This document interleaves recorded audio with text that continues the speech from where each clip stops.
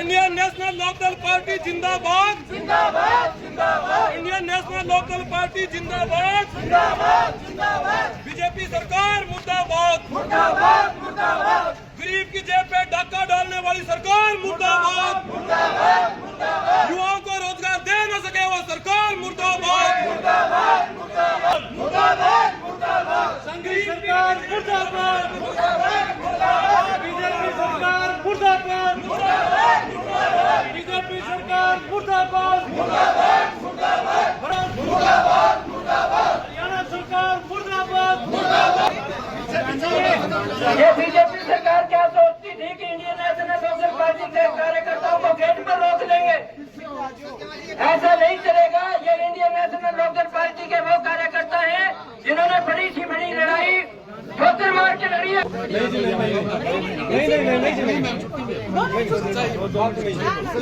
अगर दोनों छुट्टी करें क्या ये सरकार छुट्टी दे रही है? इनको पता नहीं था हम आने वाले हैं।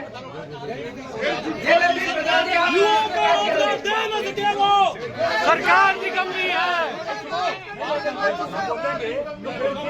फतेहाबाद प्रशासन मुर्दाबाद तानाशाही नहीं चलेगी नहीं चलेगी नहीं चलेगी। फतेहाबाद मुर्दाबाद मुर्दाबाद मुर्दाबाद। फतेहाबाद होश में आओ होश में आओ होश में आओ। ये महंगाई के और वो पीछे करो नागरिकों जिसके लिए आप आए हैं। आप सभी साथियों को सूचित किया जाता है कि आज महंगाई के विरोध में ये हमारा प्रदर्शन है, लेकिन सरकार की तानाशाही के विरोध में यहाँ से टीसी और ईडीसी जो होते हैं सब गायब हो गए जानबूझकर। वो कहीं किसी कोने में बैठे हैं, सरकार को अपडेट दे रहे हैं। और सभी से प्रार्थना है जब तक एक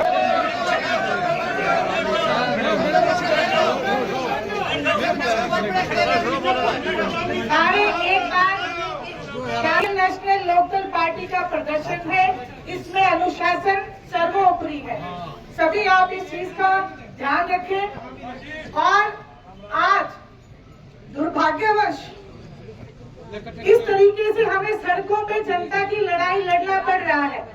ये लड़ाई केवल इंडियन नेशनल लोकदल पार्टी की नहीं, ये समूचे हरियाणा प्रदेश के गरीब कमेरे किसान मजदूर और महिलाओं की लड़ाई है। इसलिए अगर इंडियन नेशनल लोकदल पार्टी ये प्रदर्शन कर रही है तो उसमें पूरे प्रदेश का हित है। आज बड़े दुर्भाग्य की बात है कि जहां विपक्ष को ये काम करना चाहिए, आज विपक्ष भी मौन है।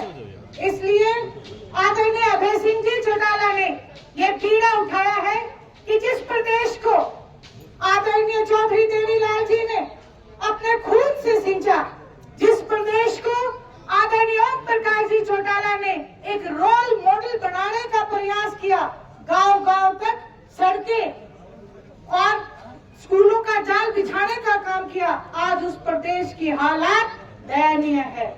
आज एक वक्त की रोटी गरीब के लिए मुश्किल हो चुकी है। इसलिए आज आप लोगों के सामने, आप पूरे हरियाणा प्रदेश से मेरी विनती प्रार्थना है कि आप लोगों को ये लड़ाई लड़नी पड़ेगी, देर सवेर चाहे कभी हो। आपको ये महंगाई के खिलाफ, जो आज सिलेंडर के दाम बढ़ा दिए, इसके खिलाफ, डीजल पेट्रोल के दाम बढ़ाने के खिलाफ, न जाने किसान के कितने हकों पे डाका डाला जा रहा है, उसके खिलाफ, गरीब मजदूर के खिलाफ, ये सारी जो लड़ाई है हमें लड़नी पड़ेगी। आज जहां गर्मी का मौसम है, छुट्टियां शुरू हो चुकी हैं, हमारी महिलाएं न जाने कितने दिनों से इस बात का इंतजार करती हैं कि कब छुट्टियां होंगी, कब हम भगवान के दर्शन के लिए जाएंगे, माता के दर्शन के लिए जाएंगे। लेकिन दुर्भाग्य इस बात का, मौजूदा सरकार ने सिलेंडर के दाम बढ़ा दिए, महंगाई इतनी बढ़ा दी, डीजल पेट्रोल के दाम बढ़ा दिए, किराया बढ़ गया और आज महिलाएं जो है सड़कों पे नारे लगा रही हैं कि महंगाई की मार बंद करो। ये दुर्भाग्य है। मैं अफसोस के साथ कहती हूँ कि इतना संगीन मुद्दा है, लेकिन आज यहाँ ना हमें डीसी मिले हैं, ना एडीसी मिले हैं। इसलिए हम जो सीडीएम साहब को ये ज्ञापन दे रहे हैं और अनुरोध कर रहे हैं कि आप ये ज्ञापन लें और हमारी आवाज, जितने भी यहाँ पे इंडियन नेशनल लोकल कार्यकर्ता खड़े हैं और हरियाणा प्रदेश के लिए खड़े हैं, उनकी आवाज आवाज को आप ऊपर तक पहुंचाने का काम करें। आदरणीय अभय सिंह जी चौटाला ने आदेश तो दिए थे कि डीसी और एडीसी को ही देने हैं, लेकिन आज दोनों ही यहाँ पे नहीं है। इसलिए हम सीटीएम साहब को ये ज्ञापन दे रहे हैं। और साथ साथ एक बात और कहना चाहती हूँ, इस मंच के माध्यम से ये खुली चुनौती है डीसी महोदय को कि जो दहियड़ गांव के हमारे किसान भाई आज इस चिलचिलाती धूप में कपड़े निकाल के पैदल चल के फतेहाबाद तक आए हैं अपनी आवाज को बुलंद करने के लिए, क्योंकि बीमा नहीं दिया जा रहा। 2023 से लेके आज तक बीमा नहीं दिया जा रहा, उसके लिए उनका संघर्ष है। डीसी साहब ने मुझसे 30 तारीख तक का वायदा किया था, लेकिन आज एक को वो यहाँ पे नदारद है। अफसोस की बात है। मैं फिर से एक बार याद कराना चाहती हूँ कि आप अपना वायदा पूरा करें, वरना किसान आपके ऑफिस के सामने आपके खिलाफ धरनाबाजी करेंगे।